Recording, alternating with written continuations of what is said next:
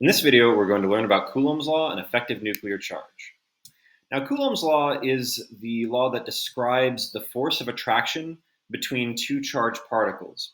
If we look at an atom, then we can consider the attractive force between an electron and the nucleus. This is dependent on the magnitude of the charges of the particles. In the case of the electron, it's always -1. The nucleus, of course, varies depending on how many protons it has. And it also is dependent on the distance separating the charges. So the further apart the charges are, the weaker the attraction. The shorter the distance separating them, the stronger the attraction. And also, the more charge there is in the nucleus, the stronger the attractive force. This is something that you can model very easily with magnets. I've got, let's say, the nucleus right here, and I've got an electron right here. There is an attraction between them, but as I move the electron closer to the nucleus, there's definitely more of an attractive force. And these can feel each other very, very well here, but as I move them far away, the force attracting them gets lesser and lesser. Also, you might imagine that if I replace this nucleus with a stronger magnet, however far apart the separation is, we're going to have a greater attractive force. So, if we're considering, for example, the hydrogen atom versus the helium ion, and the attractive force between the nucleus and the electron in both cases, well, all right, in both cases, the electron is -1, so my Q2 is going to be -1 in both cases. We're going to say that the R is similar because they are both in the first shell. Let's just say that they're similar. Q1, the charge of the nucleus, is greater in the case of the helium ion than in hydrogen because helium has 2 protons. So actually the force of attraction in the case of the helium ion is going to be probably around twice as much as the force of attraction between the hydrogen nucleus and its valence electron. Now, if we were to change the helium ion into the helium atom by adding another electron and making it electrically neutral, we'd have 3 charged particles, and having 3 or more charged particles makes this an infinitely more complicated system. So in the helium ion, okay, we've got our +2 nucleus here, and it is attracting this electron, and it's also attracting this electron. But these 2 electrons are repelling each other.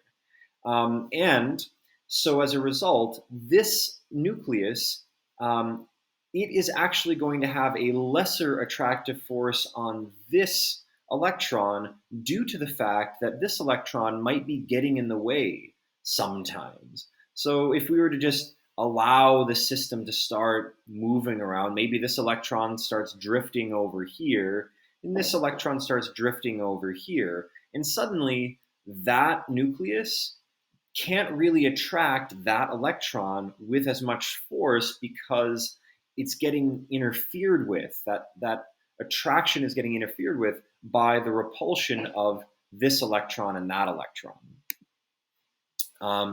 So what we have to consider in a more complicated system is what's called effective nuclear charge. Nuclear charge is just the number of protons. The effective nuclear charge is the charge of the protons minus some shielding effect, which is never something you'll have to calculate, but you just have to understand that always effective nuclear charge is going to be somewhat less than the overall charge of the nucleus. And that's simply a result of the fact that there will be other electrons getting in the way of the nucleus and its attraction for an electron that you're considering. All right, so let's look at the periodic table and see the effective nuclear charge trends as you go, say, across the second period. Well, as you go across the second period, you can see effective nuclear charge increases. The same thing as you go across the third period. You can also see that as you go down a group, say from lithium to sodium, and as you'd imagine, potassium, rubidium, and cesium would have higher as well effective nuclear charges. there's that trend to consider as well.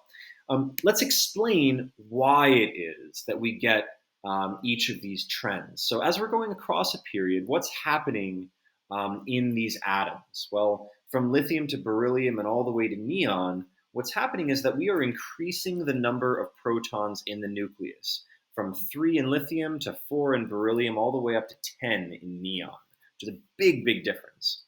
And yes, we are also adding an electron to the valence shell in each case, but the shielding effect is not going to be very great.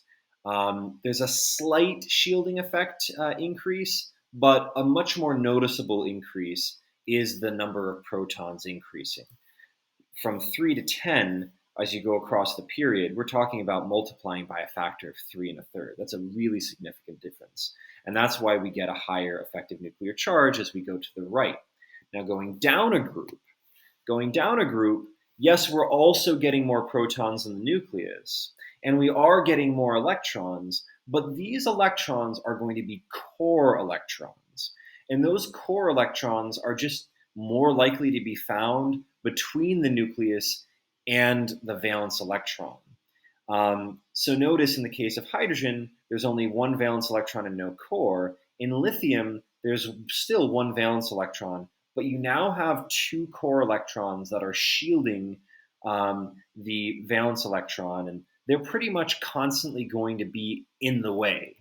In the case of sodium, we now have 1 valence electron and 10 core electrons. And those 10 core electrons have a really strong shielding effect to shield that valence electron from the 11 protons in the nucleus. Now, the core electrons don't 100% cancel out the charge of the extra protons, but they do quite a bit. So that's why we see an increased effective nuclear charge as we go down the periodic table. It's just that the increase as you go down is not quite as pronounced as the increase as you go across the periodic table. So that's effective nuclear charge. Hope this video has helped. Feel free to leave any questions or comments in the comments section below. Thanks for watching.